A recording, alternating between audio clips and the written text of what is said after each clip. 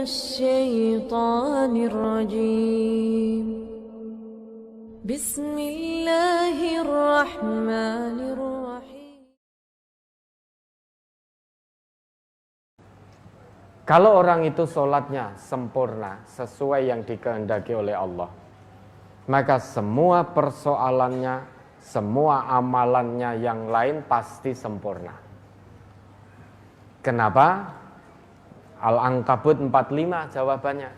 Ya, diingat itu. Utlu ma'uhiya ilaika minal kitab wa aqimis sholah. Innas sholata tanha 'anil fahsya'i wal munkar wala dzikrullahi akbar. Surat Al-Ankabut ayat 45. Utlu ma uhiya ilaika minal kitabi wa aqimis shalah innas sholata tanha 'anil fahsya'i wal munkar wala dzikrullahi akbar wallahu ya'lamu ma tasna'un. Bacalah apa yang telah diwahyukan kepadamu, yaitu Alkitab atau Al-Quran, dan dirikanlah sholat. Sesungguhnya sholat itu mencegah dari perbuatan-perbuatan keji dan mungkar. Dan sesungguhnya mengingat Allah, yakni sholat, adalah lebih besar keutamaannya dari ibadah-ibadah yang lain. Dan Allah mengetahui apa yang kamu kerjakan. Ya toh? Kalau sholat seseorang itu sempurna cara pelaksanaannya sesuai yang dicontohkan oleh Rasulullah, sempurna fungsi sholatnya, yaitu tanha 'anil fahsya wal munkar, pasti sempurna pula amalan-amalan yang lain. Selesailah semua persoalannya.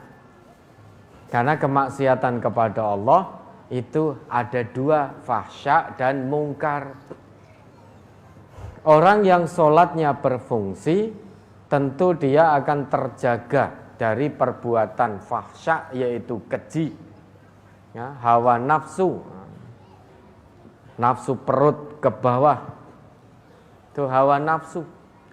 Dan juga dari perbuatan mungkar, kemaksiatan yang tidak bisa diterima oleh fitrah manusia dan akal sehat manusia, itu adalah mungkar. Sehingga hanya ada dua bentuk kemaksiatan kepada Allah, yaitu fahisyah, keji, atau mungkar, kemungkaran. Nah, kalau orang sholatnya betul, kemanapun dia berada, baik sendirian maupun di tengah-tengah orang banyak, atau dalam kondisi apapun, baik sedang dalam kondisi senang maupun susah, sehat maupun sakit, lapang maupun sempit, kalau sholatnya benar, berfungsi betul, sempurna betul, maka dia akan terbebas, terjaga dari perbuatan keji dan mungkar. Ketika diuji dengan sakit, dia tidak akan mengeluh, karena mengeluh itu perbuatan mungkar. Dia diuji sakit, dia akan sabar menerima ujian ini dengan penuh tawakal kepada Allah. Kalau diuji senang, dia tidak sombong. Naik pangkat, naik gaji, naik jabatan, dia tidak sombong, tetapi bersyukur pada Allah. Karena sombong itu bentuk kemungkaran. Maka orang yang sholatnya betul, baik saat senang maupun saat susah, dia terus ingat kepada Allah. Diuji dengan kesenangan, dia bersyukur. Diuji dengan kesusahan, dia bersabar. Itu orang yang sholatnya benar, sempurna. Maka semua persoalannya menjadi sempurna pula. Diuji sakit, dia bersabar, mendekat pada Allah, semakin dekat, semakin dekat, semakin dekat. Maka sempurnalah semua persoalannya. Nah, kalau diuji senang, dia bersyukur, menggunakan nikmat yang Allah berikan itu sesuai dengan fungsi yang Allah dan Rasul tetapkan. Nikmat penglihatan, biar itu tandanya orang itu sholatnya benar, Nikmat penglihatan yang Allah berikan, dia gunakan hanya untuk melihat yang baik-baik. Kalau kita masih suka menggunakan penglihatan kita untuk melihat yang tidak baik-baik, itu tanda ada yang salah dengan sholat kita. Jangan-jangan hanya isqatul wajib, menggugurkan kewajiban saja namun tidak berfungsi. Nikmat lesan, tandanya orang sholatnya betul, maka dia mensyukuri lesannya untuk berkata yang baik-baik. Kalau kita masih suka menggunakan lesan kita untuk berbohong, untuk memfitnah saudara kita, untuk menggibah, untuk mencaci, ada yang salah dengan sholat kita. Karena kita menggunakan lesan sebagai bentuk kemungkaran. Fungsi lesan menurut Allah bukan hanya sebatas untuk bicara. Lesan ini menurut Allah fungsinya untuk bicara yang baik-baik. Kalau belum bisa bicara yang baik, maka wajib diam. Menurut Nabi begitu. Man kana yu'minu billahi wal yaumil akhir falyaqul khairan au liyasmut. Bagi siapa yang iman pada Allah dan hari akhir, hendaklah dia berkata baik. Kalau tidak bisa, maka diam. Tutup mulut rapat-rapat. Kalau ternyata lisan kita masih keluar satu kata, satu kalimat yang menyakiti saudara kita, berarti kita masih berbuat kemungkaran. Ada yang salah dengan sholat kita.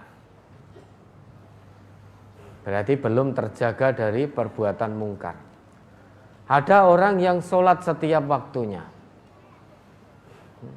Sehari ya lengkap 5 waktu jamaah di masjid.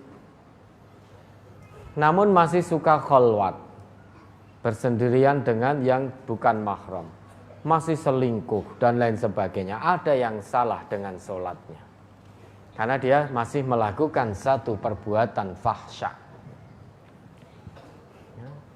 sehingga belum terjaga, sholatnya belum bisa menjadi tamengnya. Nah, ciri yang lebih mudah kita pahami, orang yang sholatnya betul, dalam segala kondisi dia akan selalu ingat Allah, sehingga tidak mungkin bermudah-mudah bermaksiat kepada Allah, dari ujung rambut sampai ujung kaki. An-Nisa 103. Fa idza qadaytumus sholata fadhkurullaha qiyaman wa qu'udan wa 'ala junubikum. Jika sholat sudah kamu tunaikan, fadhkurullah, menggunakan fa itu. Fa idza qadaytumus sholata fadhkurullah, menggunakan harful fa, huruf fa, bukan wawu. Bukan fa idza qadaytumus sholata wadhkurullah, bukan, tapi fa. Fa itu huruf tanpa jeda waktu.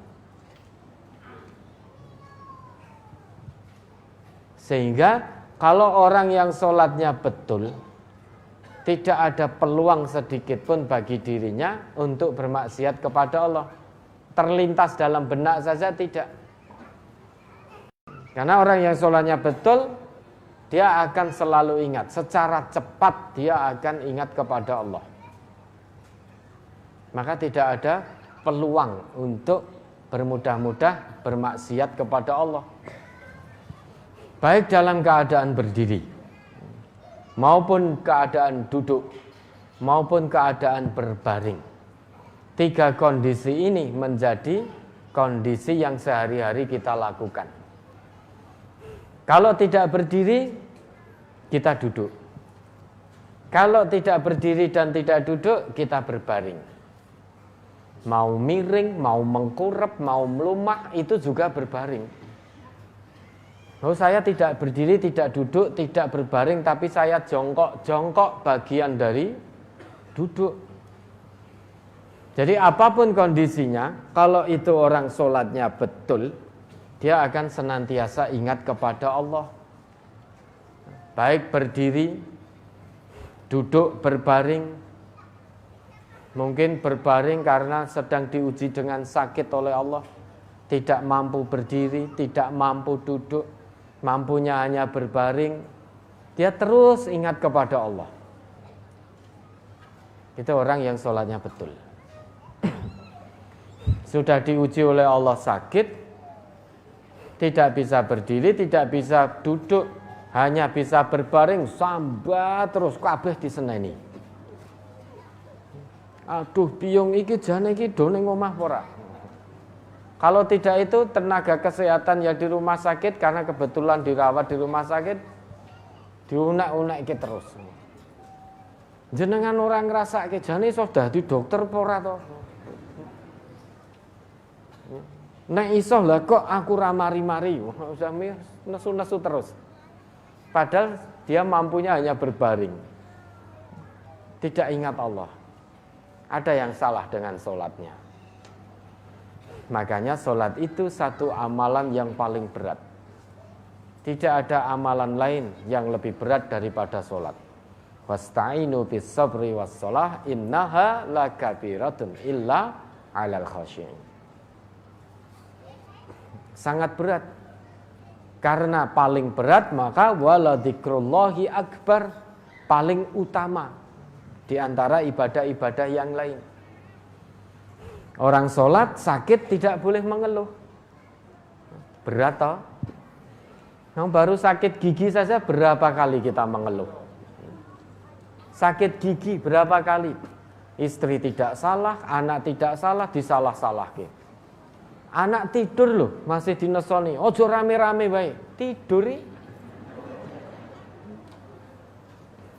Istri tidak rame-rame. Tetap dimarah-marah. Padahal istrinya hanya duduk diam. Sholat itu berat.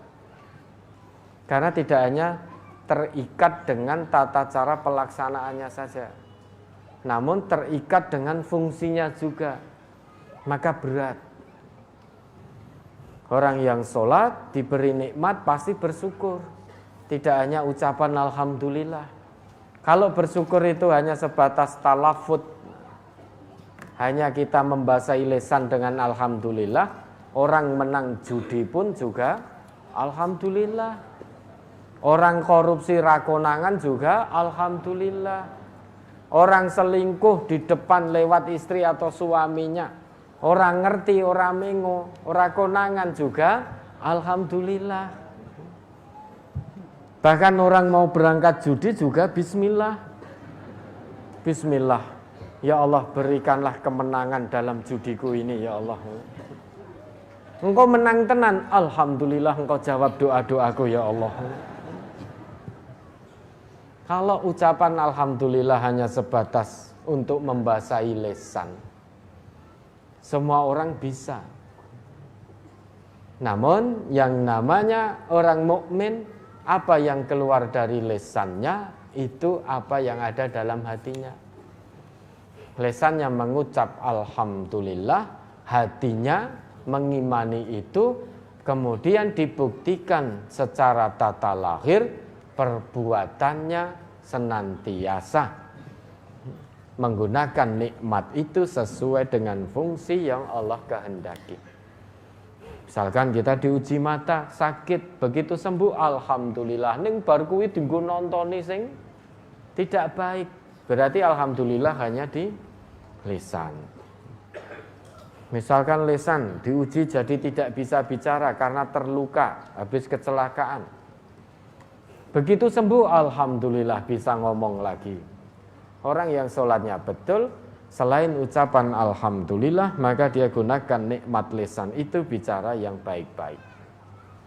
Tidak pernah dia gunakan untuk ghibah, mencaci, memaki, memfitnah, berbohong, dan seterusnya. Perkataan jelek itu tidak hanya sebatas misuh. Kalau misuh itu sudah pasti jelek. Ya, namun ternyata mencaci itu juga jelek. Memaki juga jelek. Berbohong jelek, memfitnah jelek, ghibah jelek. Sekalipun tidak misuh toh. Sekalipun dibalut dengan bahasa kromo inggil yang sangat halus. Tetapi isiannya cacian. Tersampaikan dengan lisan secara halus, tapi isiannya cacian, makian, fitnah, dan lain sebagainya. Itu juga perkataan yang buruk. Oh, insya Allah, kula niki insya Allah tidak pernah mencaci orang, tidak pernah suudzon pada orang. Saya tidak seperti orang itu. Okay? Wis tau padha ta? Insya Allah kula niki mboten nate kok. Alhamdulillah Allah beri ketenangan dalam hati kula, dalam hati dalem. Mboten pernah, mboten nate memfitnah, mboten nate iri, mboten nate suudzon. Insya Allah dalam mboten kados fulan. Ya sudah sama gitu. Meski yang keluar dari lesannya dengan bahasa yang halus, itu juga perkataan yang tidak baik. Nah, ini orang yang sholatnya betul, hanya bisa dilakukan oleh hamba Allah yang hatinya khusyuk. Khusyuk itu selain tata cara sholatnya berusaha dilakukan sekhusyuk mungkin, fungsinya juga harus khusyuk. Nah kalau tadi sholat hanya 20% terus ingat yang lain, 25% ingat yang lain, maka begitu ingat, yang lain kembalikan bahwa saya ini sedang sholat, bermunajat kepada Allah, sedang menghadap Allah. Nanti ingat lagi, kembalikan lagi. Semaksimalnya kita lakukan yang demikian. Sholatnya bagaimana? Insya Allah sah. Ya.